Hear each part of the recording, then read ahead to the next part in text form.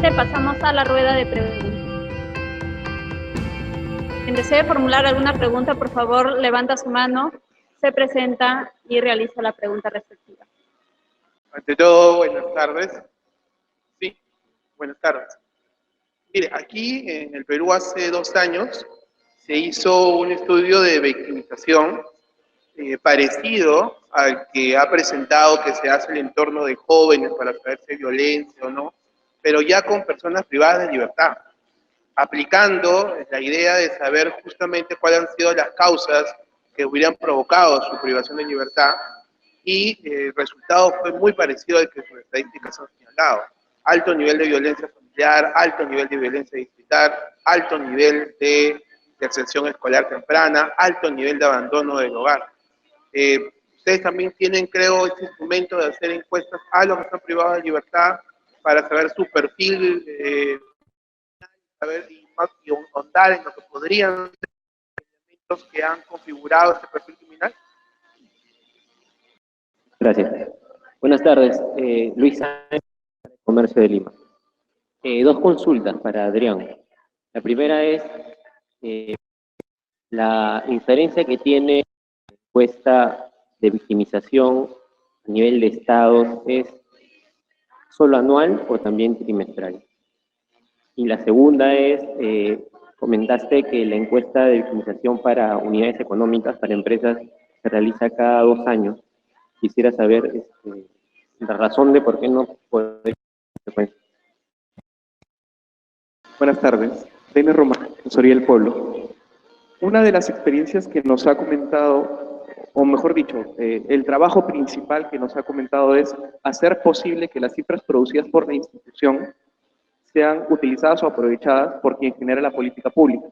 Pero me imagino que deben haber ciertas resistencias por parte de quien genera la política pública para aprovechar esa información, o digamos, algunas dificultades para poder utilizarla. Entonces, me gustaría qué tipo de experiencias ha tenido, exitosas o no, para hacer posible que quien genera la política pública aproveche esa información.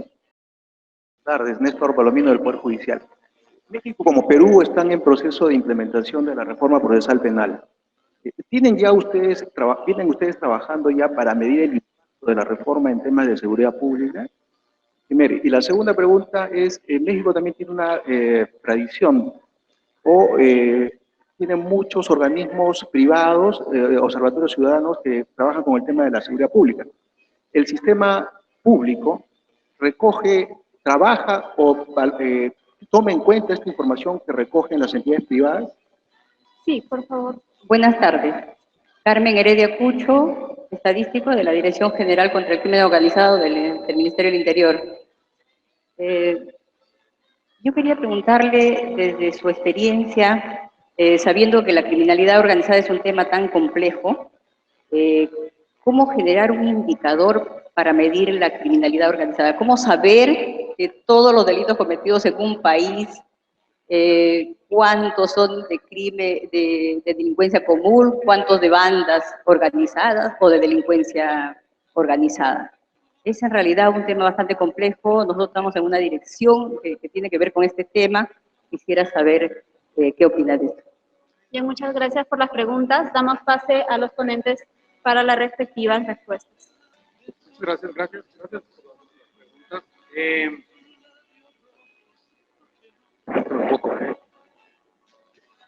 Por el tema de estudios para privados de libertad o sistema carcelario, no lo tenemos nosotros, no lo tiene INEGI, sin embargo, no tenemos retorno a esa historia, la vamos a tener que hacer, lo vamos a hacer en próximos años. Lo que sí es que hemos trabajado mucho con una institución de la más alta calidad académica en el país, que es el que lo hace, que es el CIDE. El CIDE ha hecho esos estudios y nosotros trabajamos junto con ellos para ir monitoreando. De hecho, ha habido muchos intentos de que nos pasen ya para que nosotros hagamos esta encuesta. Tenemos muchas restricciones.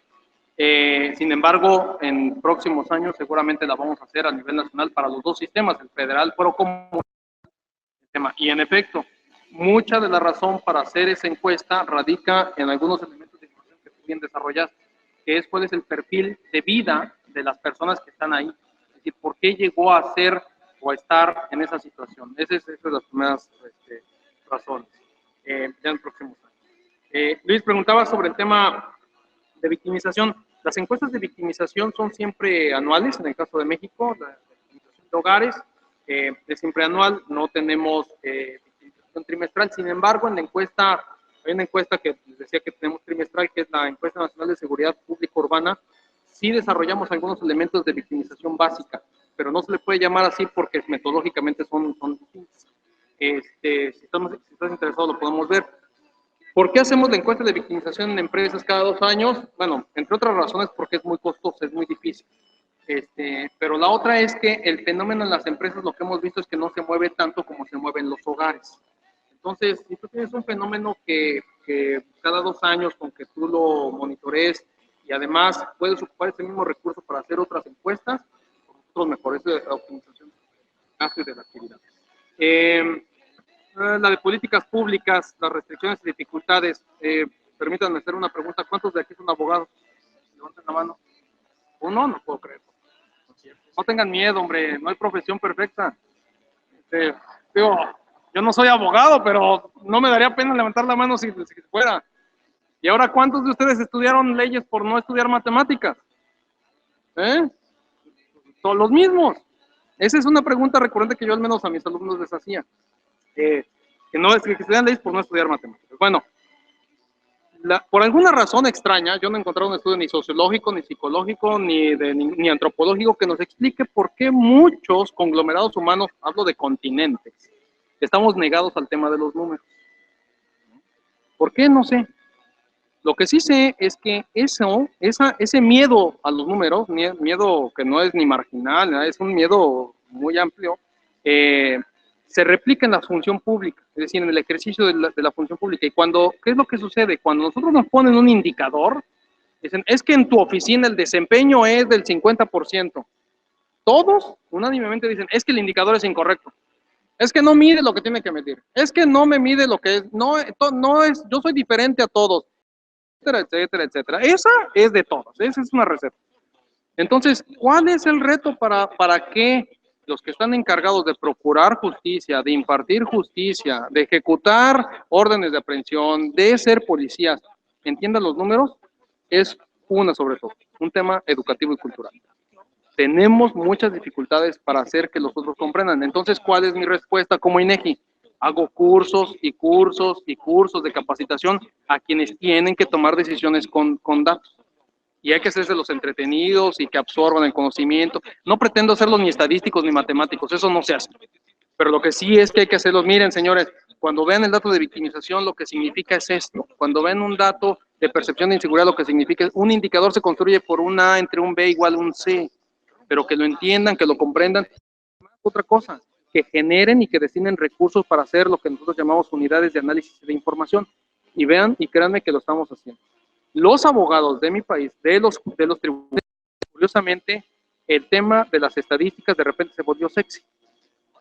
Todos los tribunales nos están pidiendo cursos, asesorías, hacer encuestas, trabajar con ellos, crearles unidades. Nos ponen a disposición gente y nos dicen, créame unidad para que entiendan los datos, para que generen política pública. Algunos de ustedes que habrán leído libros de derecho y economía se habrán dado cuenta de que hay abogados en países como Inglaterra o Estados Unidos donde para tomar una decisión un juez de una corte, lo primero que hace es revisar cuántos casos de esos ha habido y cuál es el impacto por lo menos económico o financiero de una decisión que van a tomar. Y lo toman de hace 150 años, no es el de ayer. Es el caso de McCormick contra el Estado, contra el otro caso, y antes de tomar una decisión, la consideración estadística. Entonces, eso es cultura, eso es civilización, eso es educación para ese tema. Entonces, el principal reto es ese. Hemos tenido muchas dificultades, sí, pero yo creo que tenemos que ir avanzando en el mediano y el largo plazo. El de impartición de justicia, el nuevo sistema, desde luego, la reforma constitucional se agota el próximo año. Tenemos 8 años en el país para implementar el nuevo sistema de justicia oral. Desde hace 6 años, bueno, 5 que empezamos con los censos de impartición de justicia, hemos ido compilando información del sistema actual y del nuevo sistema para ir teniendo una idea y una fotografía año por año de qué es lo que está sucediendo. Es difícil, es romper culturas, es un montón de recursos, es educar, reeducar a la gente, desde el policía que interviene en la escena del crimen hasta el juez y cómo se termina y la función de oralidad y de atestiguación. Es muy complejo, pero eso se va registrando estadísticamente. Entonces, los dos procesos. Y había otra que era el de crimen organizado, que esa es la pregunta del millón. Crimen organizado, miren, para empezar, no hay definición de crimen organizado. Y si no hay definición de crimen organizado, como tal, por lo menos para nosotros, estadísticamente hablando, yo no puedo hacer inferencias sobre un fenómeno que no está correcto, no está debidamente definido. Hay países donde ustedes saben, crimen organizado se determina en un delito por el número de agujeros de bala que tiene el cuerpo. ¿Sí? Así es. Oigan, este cuerpo tiene 12 hoyos de bala, entonces fue producto del crimen organizado. Pues yo no lo sé, porque qué tal si la señora se enojó porque el marido no le dio la quincena, ¿no? Y le descargó la pistola. No fue crimen organizado, la señora ya estaba hasta acá, ¿no? Digo, puede ser. Entonces, no hay definición de crimen organizado. Es un tema que yo por eso le pido aquí a mi colega Salomé que me ayude a complementar, porque es un tema que hemos traído desde el principio con John ODC. Es un tema muy difícil, muy difícil. A veces es por la forma en la que muere la gente, si está decapitada, si está desmembrada, si tiene tiro de gracia, pero pues yo no sé si es otra vez la señora o el señor que un día se levantó muy de malas y le hizo eso a la ex esposa o al ex esposo, y no es crimen organizado. En algunos lugares crimen organizado es tres personas o más cometiendo un delito. Pues sí, pero para robarle la bicicleta a un niño, tres otros niños se ponen de acuerdo y le quitan la bicicleta. Eso es crimen organizado.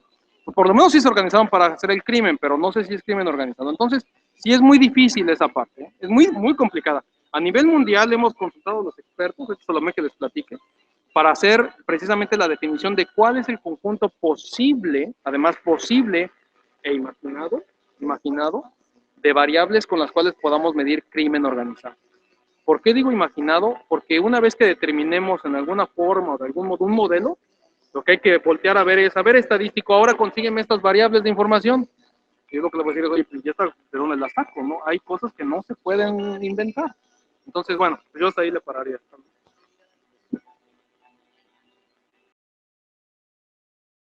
No, brevemente sobre esta cuestión del crimen organizado, bien lo decía Adrián, desde que empezamos la relación entre el INEGI y la Oficina de Naciones Unidas contra la Droga y el Delito y el Centro de Excelencia, en esto que les comentábamos de la hoja de ruta que se aprobó a nivel global, hay una parte que tiene que ver con el desarrollo metodológico de los delitos difíciles de medir y está crimen organizado.